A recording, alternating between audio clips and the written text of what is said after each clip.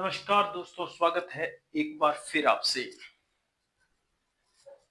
फिर आज बात करने वाले हैं अपन एक नई लिटरेरी फॉर्म की, जिसका अर्थ है स्ट्रीम ऑफ कंसाइसनेस।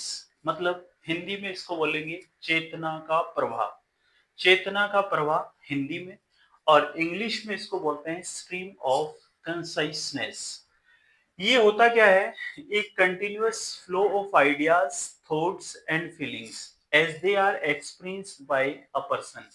यहाँ पर जो है दोस्तों, एक कंटिन्यूअस लगातार फ्लो होता है आइडियाज का, विचारों का। ठीक है, उनके किसी के आइडियाज यानी कि प्लान, या फिर थॉट्स, विचार और feeling as they are experienced by a person. यानी कि जब लेखक इस लिटरेरी फॉर्म का यूज करते हैं, तो वो किसी कैरेक्टर यानी कि किसी पात्र के जो विचार होते हैं या उसके मन में जो चल रहा है पात्र के, वो उसको एक्सप्रेस करने की जो एक कला है, वो स्ट्रीम ऑफ कॉन्शियसनेस है। यानी कि कोई स्टेज पर ड्रामा के अंदर कोई कैरेक्टर है, उसके अंदर, उसके मन में, उसके दिमाग में उसके क्या विचार चल रहे हैं, क्या वो प्लान बना रहा है, उसके विचारों को व्यक्त करने की एक आर्ट है। इसको स्ट्रीम ऑफ कंसाइसनेस कहते हैं। ये पोएट लोग यूज करते हैं इसे।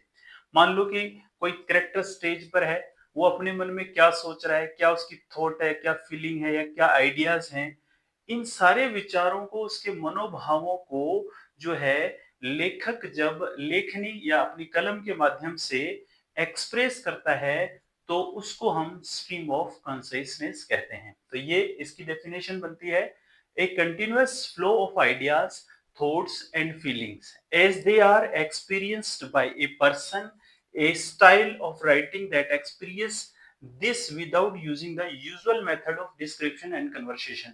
जो यूजुअल मेथड होते हैं, जो सामान्य तरीके होते हैं, उनसे ये अलग होता है। ये यहाँ पर कहता है, कह रहा है कि स्टाइल ऑफ राइटिंग ये एक लेखन की कला है, that express the this without using the usual method. जो सामान्य मेथड है उससे ये अलग है। यहाँ पर जो पात्र है उसके आइडियाज, थॉट या फीलिंग को एक्सप्रेस किया जाता है, लेकिन यूजुअल मेथड से अलग है ये। यूजुअल मेथड में डिस्क्रिप्शन और कन्वर्सेशन होता है, तो वहां पर कन्वर्सेशन के माध्यम से हम पात्र के विचारों से अवगत होते हैं, या उसका वर्णन किया जाता है, डिस्क्रिप्शन किया जाता है। लेकिन स्ट्रीम ऑफ कॉन्शियसनेस में ऐसे नहीं होता। यहाँ पर लेखक के द्वारा पात्र के जो विचार हैं, जो फीलिंग्स हैं, उनको व्यक्त किया जाता है। इसको स्ट्रीम ऑफ कॉन्शियसनेस कहा जाता है। इसके फेमस पोटर कौन थे? वर्जीनिया वोल्फ और जेम्स जोइसी। ये इसके फेमस पोटर माने जाते हैं। और यहाँ पर कुछ फैक्ट्स भी हैं। The term was first used in psychological context by philosopher and psychologist William James in 1890 in his book The Principle of Psychology। तो विलियम जेम्स ने 1890 में एक बुक लिखी थी, द प्रिंसिपल्स ऑफ साइकोलॉजी, जो कि मनोविज्ञान के तहत आती है, एक बुक मानी जाती है।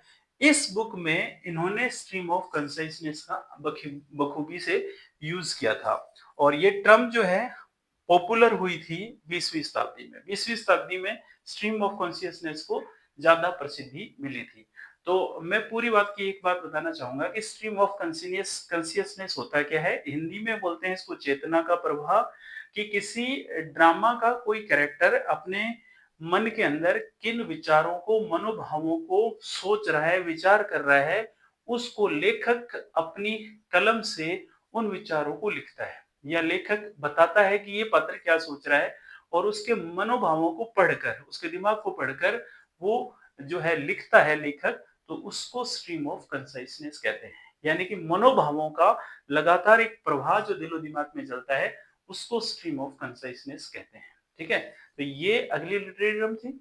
इससे पहले हमने सोनेट, एलिजी, बैलेड, ओड ये पढ़ लिया है। और इस स्ट्रीम ऑफ कॉन्शियसनेस के लिए जो नेक्स्ट हमारा जो लिटरेरी फॉर्म होगा, वो होगा ड्रामेटिक मोनोलॉग। तो हम आरपीएससी के सेकंड ग्रेड सिलेबस में इंग्लिश का जो सिलेबस है उसको कवर कर रहे हैं, और इसमें हम सबसे पहले सेकंड वाले पार्ट को लेके चल रहे हैं।